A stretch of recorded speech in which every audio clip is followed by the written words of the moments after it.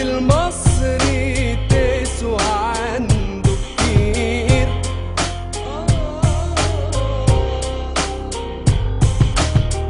نفسه يرجع كرامته والفساد يطير.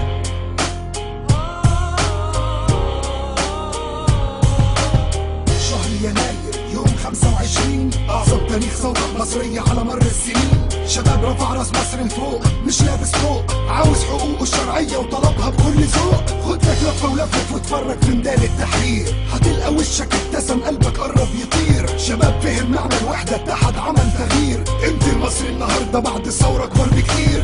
ما تخافيش يا بلادي في عز المحنة تحامي فينا، احنا ولادك رجالة نحطك فوق راسنا وفي عينينا. جدي وجدي جدي استشهدوا فيكي بيحموكي، مش ممكن احفادهم يجوا في يوم ينسوكي ويرموكي. واقفين زي الاسود ايد واحدة لاجل يحرروكي، في منهم اللي استشهدوا وبدمهم فدوكي. شكرا لكل شاب بقى رأيه من غير ما يخاف، راجل من ظهر راجل خلى العالم بص وشاف. طول ما فيك فرقة وفتنة هتضيع الحقوق.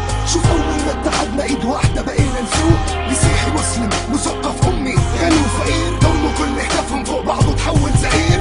حتى لو ما حققناش كل المطالب برضه كسبنا. كفاية ان العالم كله عرف مين احنا. ما هي الرجولة والاخلاق ما تبانش الا في المحنة. كل البيوت بقت بيت واحد والله فرحنا. كرامة المصري تسوى عنده كتير. مش عاوز ذل وظلم واهانة، عاوز تقدير. بلده عنده زي عرضه يخاف عليها يغير. نفسه يرجع كرامته والفساد يطير. بيطالب بالتغيير، ايوه عاوز تغيير. صابر لكن لو انفجرت هكون سلاح خطير. كرامة المصري تسوى عنده كتير. مش عاوز ذل وظلم واهانة، عاوز تقدير. بلده عنده زي عرضه يخاف عليها يغير. نفسه يرجع كرامته والفساد يطير. بيطالب بالتغيير، ايوه عاوز تغيير. صابر لكن لو انفجرت هكون سلاح خطير. لو نزلت ميدان التحرير هتلقى دولة صغيرة جوه الدولة.